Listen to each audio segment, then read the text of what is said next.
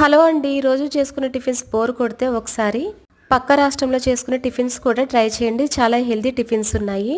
అందులో one of the Kerala special అయిన ఇడియప్పం అండి. 10 నిమిషాల్లో చేసేసుకోవచ్చు. ముందుగా గిన్నెలో 2 గ్లాసెస్ వాటర్ని వేసుకుని కొద్దిగా సాల్ట్ను కొద్దిగా నెయ్యిని వేసుకుని మరిగించుకోవాలి.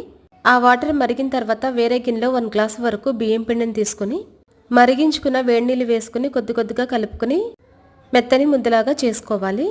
తర్వాత జంతికల గిన్నెకి నెయ్యిని కానీ ఆయిల్ని కానీ అప్లై చేసుకుని సన్నని జంతికలు వేసుకునే ప్లేట్ని తీసుకుని పిండిని వేసుకుని చూపిస్తున్నట్టుగా ఇడ్లీ గిన్నెలో కానీ వేరే ప్లేట్లో కానీ వేసుకుని 10 మినిట్స్ పాటు స్టీమ్ చేసుకోవాలండి.